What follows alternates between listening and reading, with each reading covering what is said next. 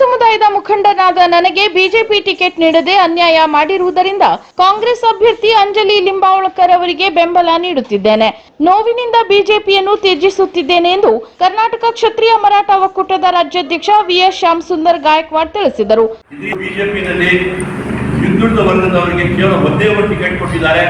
ಅದರಲ್ಲಿ ಮರಾಠಿಗೂ ಒಂದು ಟಿಕೆಟ್ ಕೊಟ್ಟಿಲ್ಲ. ಅದೇ ಕಾಂಗ್ರೆಸ್ನವರು 7 ಜನ ಹಿಂದುಳಿದವರು ಕೊಟ್ಟಿದ್ದಾರೆ, 6 ಜನ ಮಹಿಳೆಯರು ಕೊಟ್ಟಿದ್ದಾರೆ.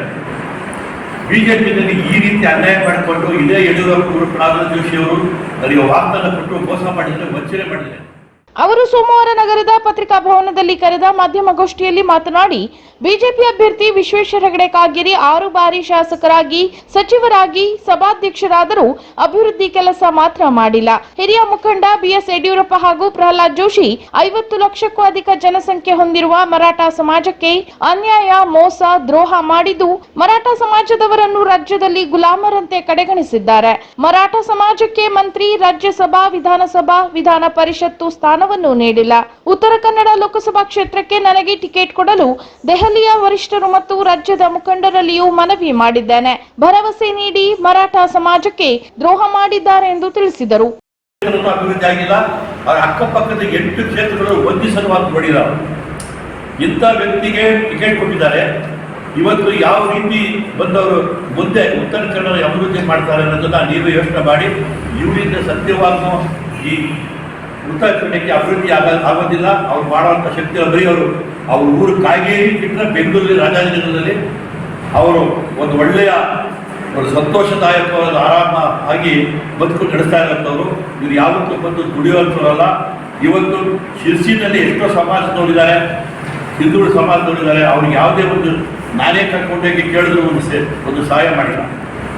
ಇವತ್ತು ಹೇಳ್ತಾರೆ ದೇವರು ಎಲ್ಲಿ ಶಿಕ್ಷೆ ಕೊಡ್ತಾರೆ ಅದು ಪ್ರಾಧಾನ್ಯೇಶ್ವರ ಗತಿ ಏನಾಗಿದೆ. ಲಿಂಗೇಶ್ವರ ಸ್ವಾಮಿಗಳು ಅವ್ರ ವಿರೋಧ ನಿಂತ್ಕೊಳ್ತಾ ಇದ್ದಾರೆ. ಯಾಕಂದ್ರೆ ನಮ್ಮಂಥವ್ರು ಹೊಟ್ಟೆ ಉಳಿಸಿದ್ದಕ್ಕೆ ಗಾಯಕ್ವಾಡ್ ಕೆಲಸ ಶುರು ಮಾಡಿರಿ, ನಾನು ನಿಮಗೆ ಟಿಕೆಟ್ 100% ಕೊಡ್ತೀನಿ ಅಂತ ಇದೆ ಹೇಳ್ತಾರೆ ಪ್ರಾಧಾನ್ಯೇಶ್ವರಿ. ಇವತ್ತು ನಮಗೆ ಮೋಸ ಮಾಡೋದು ಇದೇ. ಇವತ್ತು ಯಡಿಯೂರಪ್ಪನವರು ಅವ್ರ ಮಗನಿಗೆ ಈಶ್ವರಪ್ಪ, ಸ್ವತಃ ಸ್ನೇಹಿತ ಈಶ್ವರಪ್ಪನೇ ಅವರಿಗೆ ಬೆಂಬಲ ನಿಂತ್ಕೊಳ್ತಾ ಇದ್ದಾರೆ. ಇನ್ನು ಬಿಜೆಪಿಯು ನನ್ನನ್ನು ಕಡೆಗಣಿಸಿದ ಹಿನ್ನೆಲೆಯಲ್ಲಿ ಪಕ್ಷ ತೊರೆದು ಮುಖ್ಯಮಂತ್ರಿ ಸಿದ್ದರಾಮಯ್ಯ, ಉಪಮುಖ್ಯಮಂತ್ರಿ ಡಿಕೆ ಶಿವಕುಮಾರ್ ಇನ್ನಿತರ ಮುಖಂಡರ ನೇತೃತ್ವದಲ್ಲಿ ಬೆಂಗಳೂರಿನಲ್ಲಿ ಕಾಂಗ್ರೆಸ್ ಸೇರ್ಪಡೆಗೊಂಡು ಲೋಕಸಭಾ ಅಭ್ಯರ್ಥಿ ಅಂಜಲಿ ಲಿಂಬಾವಳಕರ್ ಗೆಲುವಿಗೆ ಶ್ರಮಿಸುತ್ತೇನೆ ಎಂದರು. ಪಾಪ ಕರ್ಮಗಳನ್ನು ಅನುಭವಿಸ್ತಾ ಇದ್ದಾರೆ. ಆದರೆ ನಿಮ್ಮ ಪತ್ರಿಕಾ ಪತ್ರಗಳಲ್ಲಿ ಇಷ್ಟ ಹೇಳ್ತೀನಿ, ನಾವು 6 ಬಾರಿ ಈ ಮರಾಠ ಸಮಾಜ 3.3 ಲಕ್ಷ ಅನಂತಕುಮಾರ್ ಹೆಗಡೆ ಅವರಿಗೆ ನಾವು ಬೆಂಬಲ ಕೊಟ್ಟಿದ್ದೀವಿ, ಗೆಲ್ಲಿಸಿದ್ದೀವಿ. ಅವ್ರು ಇವತ್ತು ನಿಜವಾಗ್ಲೂ ಋಣ ತೀರಿಸ್ಕೊಳ್ಬೇಕು ಅಂತಿದ್ರೆ ಮರಾಠ ಸಮಾಜದ ಋಣ ಹಿಂದೂ ಧರ್ಮ ಅಂತಲ್ಲ. ನಾವು ಮರಾಠರು ತಾಯಿ ಗರ್ಭದಿಂದ ನಾವು ಹಿಂದುತ್ವ ತಗೊಂಡು ಬಂದಿರೋಂಥವ್ರು. ನಮ್ಮ ರಕ್ತ ಕಣದಲ್ಲಿ ನಾವು ಹಿಂದುತ್ವ ಅನ್ನೋದೇ ಇರೋದು, ನಮ್ಗೆ ಯಾವುದೂ ಇಲ್ಲ. ನಾವು ಇನ್ನು ಮಾಧ್ಯಮಗೋಷ್ಠಿಯಲ್ಲಿ ರಾಜ್ಯ ಉಪಾಧ್ಯಕ್ಷ ಈಶ್ವರ್ ಶಿಂದೆ, ರಾಜ್ಯ ಕಾರ್ಯದರ್ಶಿ ಪಾಂಡುರಂಗ್ ಪಾಟೀಲ್ ಸೇರಿದಂತೆ ಇನ್ನಿತರರು ಹಾಜರಿದ್ದರು.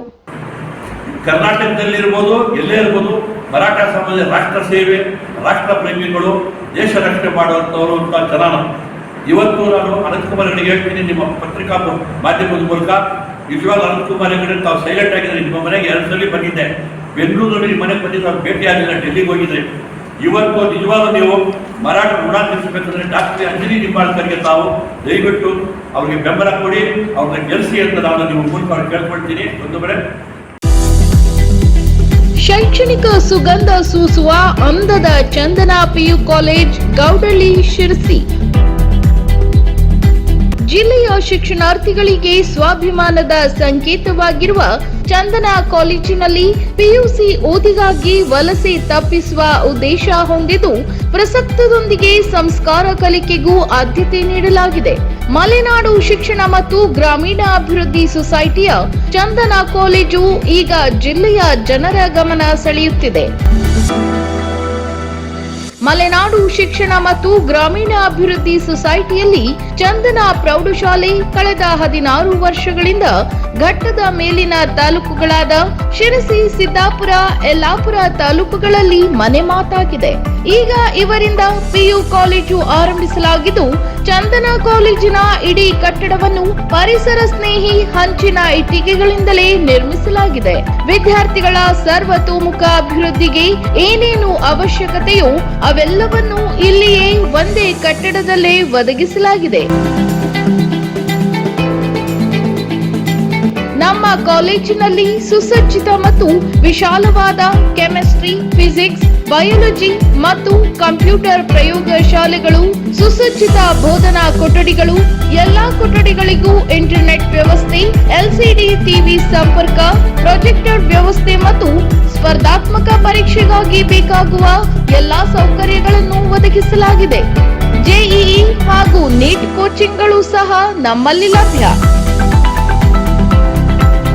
ಅಲ್ಲದೆ ನಗರದಿಂದ ಕಾಲೇಜಿಗೆ ತೆರಳಲು ವಾಹನ ವ್ಯವಸ್ಥೆ ಇದ್ದು, ಹೆಣ್ಣು ಮಕ್ಕಳಿಗಾಗಿ ಪ್ರತ್ಯೇಕ ಹಾಸ್ಟೆಲ್ ಸೌಲಭ್ಯವೂ ಇದೆ.